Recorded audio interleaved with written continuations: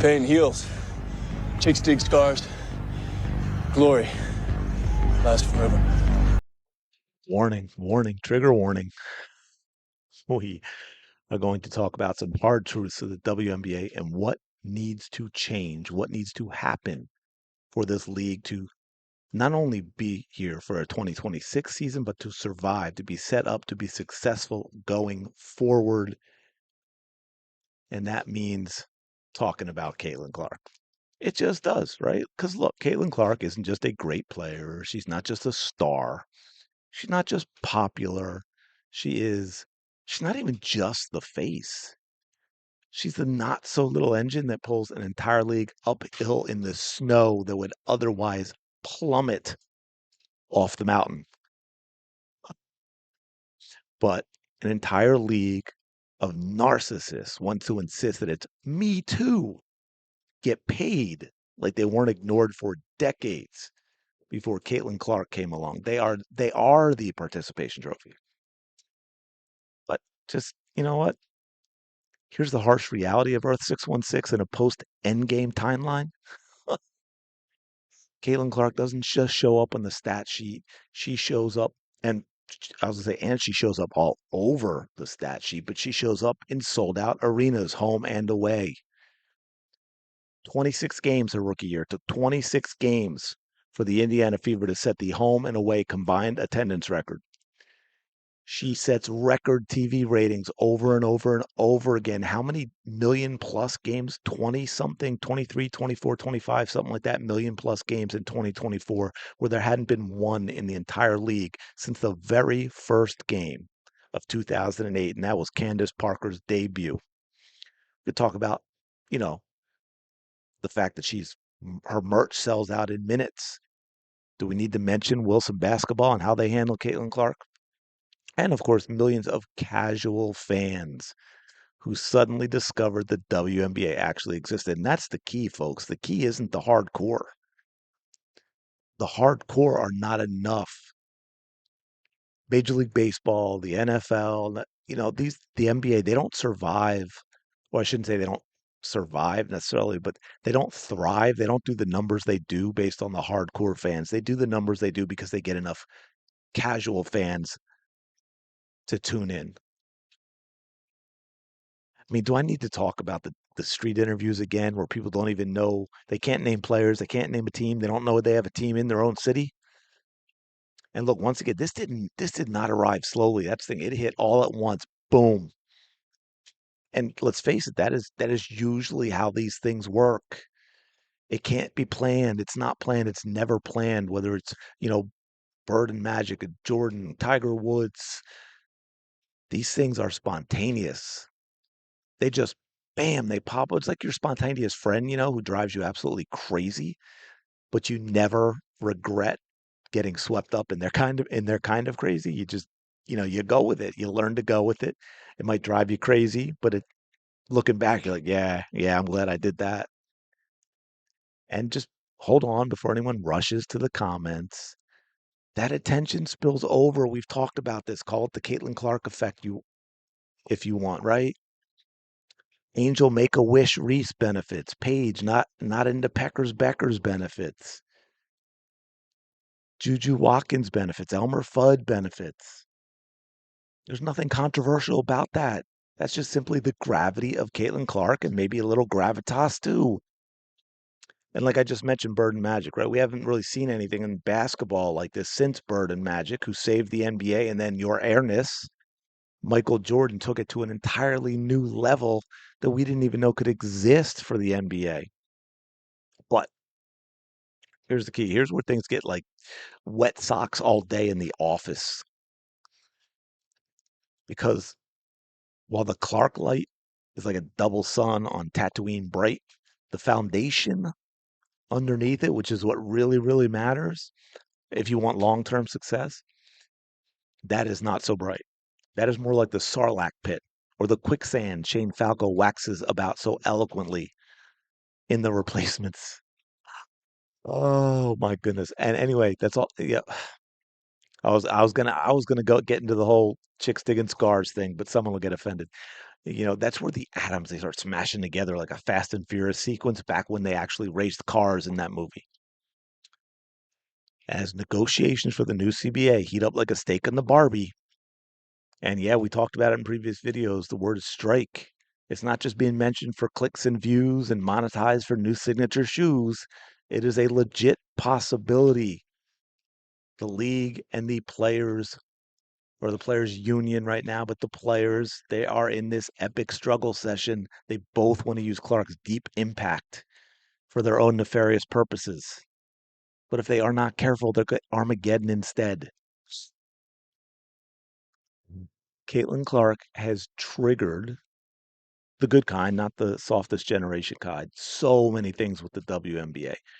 NBA owners saying, hey, you know what? We might actually make some of our money back. We've got how many expansion teams now, expanded seasons, insane media rights deal, and on and on and on. Charter flights, right? And the union wants to claim themselves, or I should say, not the union themselves, but the players responsible for all that. And they want to scream about more eyeballs and more money and all of that. Pay us what we don't deserve, but emotively feel you owe us. Now, that all should align. It should, like a horoscope at the end of a romantic comedy, when you don't even have to choose between Kate Hudson and Sydney Sweeney.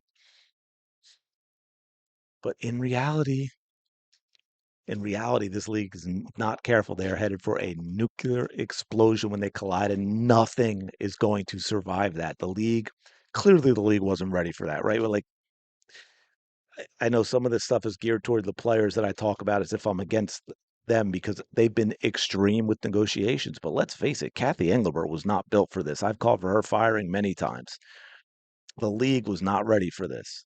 The players not ready for this. Too emotional, too narcissistic, too insecure, too petty, too jealous. Caitlin Clark got him, as I mentioned, a minute ago, the private to charter flights, right? The league was not ready. You heard the way Kathy Engelbert talked about it and always talking about the rookie class and Angel Reese and all this other stuff.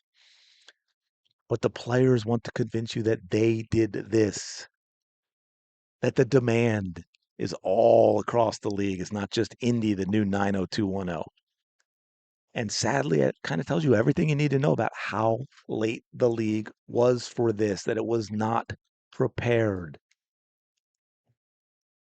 The WNBA just was simply not prepared for Caitlin Clark and everything she brought. And yet, the union, this is the key to understand, the union's negotiating this deal as if this is a league wide thing, as if the league has been elevated, as if all these numbers are because of the league.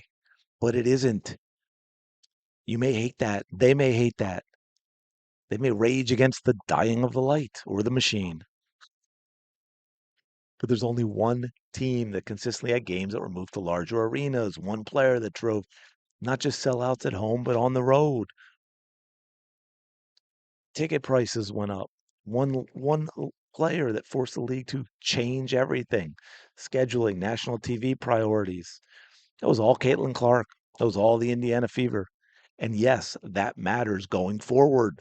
Pretending otherwise doesn't make any sense. As I said again in a previous video, just risk putting the WNBA out of business like a lemonade stand in Alaska in February.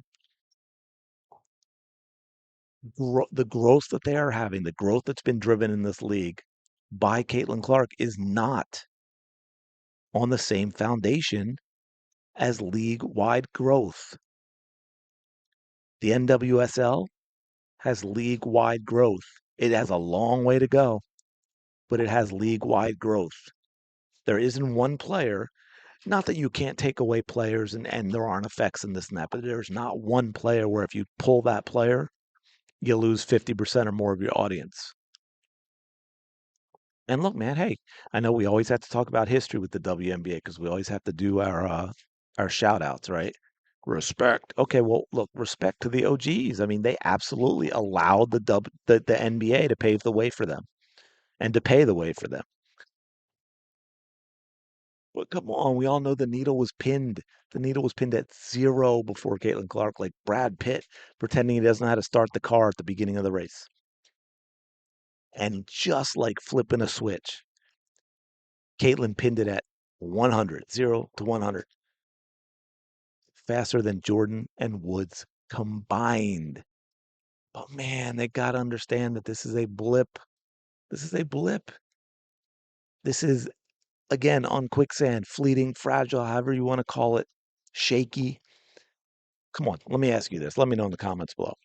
If Caitlin said, nah, you know what? I'm done with it. I did everything I could. I tried really hard. The league continuously rejected me, insulted my fans, tried to hurt me. I'm not playing in the WNBA in 2026. I'm headed to Project B or some Euro League. What do you think happens to the WNBA? Yeah, exactly. There you go. I mean, they better hope the multiverse is real because they aren't surviving in this one. The league needs to understand everything is built on Caitlin Clark. The players need to realize they cannot just skip over. We talked about this again in the previous video. They can't just skip over multiple CBA games that they would get, as we talked about in the previous video. And oh man, I'm blanking on the gentleman's name, but the guy was with the Marlins and everything, talking about how they're trying to get multiple CBA games in one. They're trying to grab it all at once because the vets, look, this is the vets, and this is where it's not just about Caitlin Clark, but the vets are jealous of what the younger players, the next generation, are going to get because they're going to miss out on it, right? I mean, to be fair, oh, they haven't been like that, but look at the NBA players even 20 years ago, what they were making compared to the guys now. It's insane.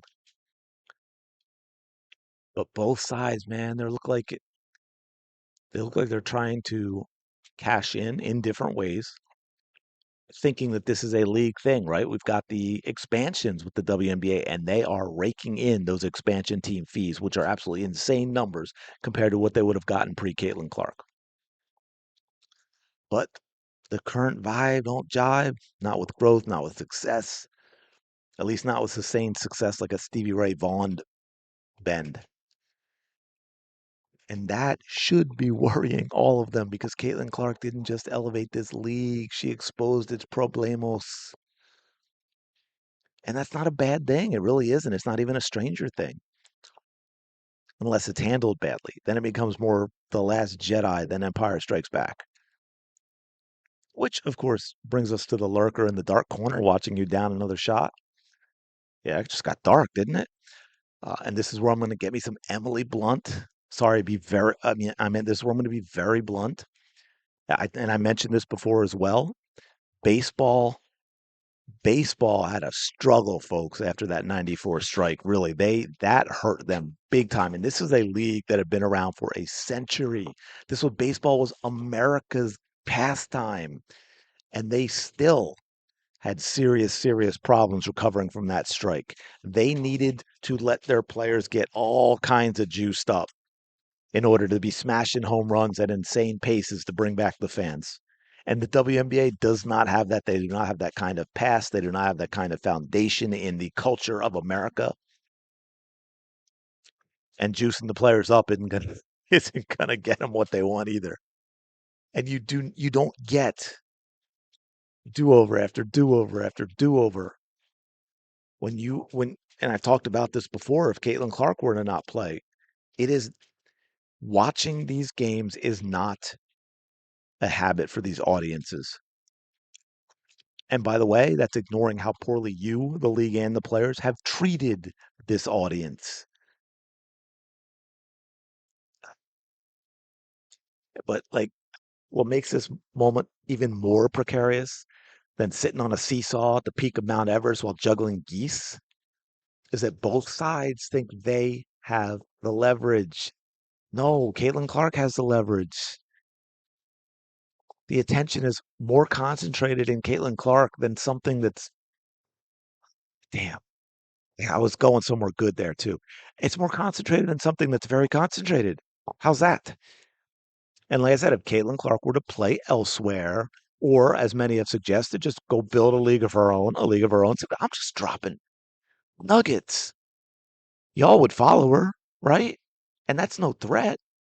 I mean, Caitlin has repeatedly talked up the WNBA and how much it meant to her and how much she wants to see it grow and succeed.